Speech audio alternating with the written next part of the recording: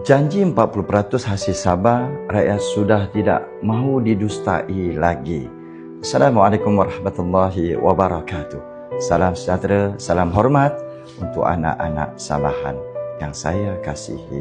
Hari ini kita bersama bukan sekadar untuk berbicara tentang angka 40% hasil Sabah, tetapi untuk menyuarakan kekecewaan mendalam terhadap janji-janji yang semakin kabur, semakin jauh dan semakin tidak serupa dengan kata-kata yang diulang-ulang oleh pemimpin tertinggi negara, Perdana Menteri ke-10 PMX Anwar Ibrahim.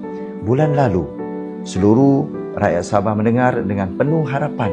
Pada 10 November 2025, PMX berkata bahawa pemulangan 40% hasil Sabah akan dimuktamadkan esok.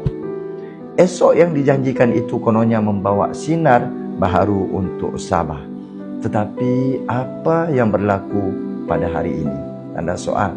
Tiba-tiba kita diberitahu pula bahawa kaedah dan parameter pembayaran balik hanya akan dibincangkan pada Januari 2025. Hari ini barulah rakyat Sabah sedar, oh inilah rupanya wajah sebenar PMX.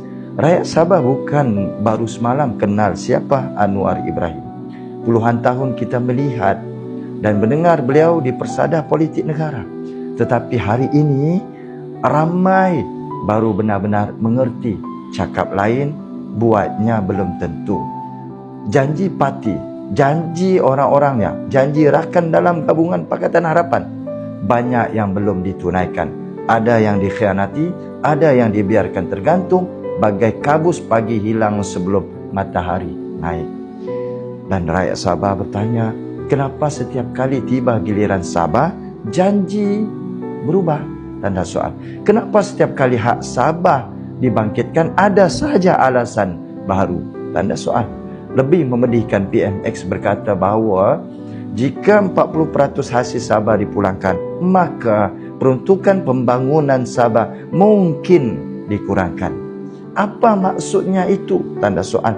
Adakah hak Sabah ini perlu dibayar dengan mengorbankan pembangunan Sabah sendiri? Tanda soal. Ini bukan rundingan. Ini ugutan halus terhadap sebuah wilayah yang selama ini menyumbang kepada persekutuan dengan setianya.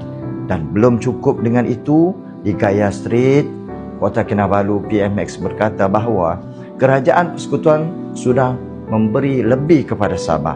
Kononnya 17 bilion, melebihi apa yang sepatutnya.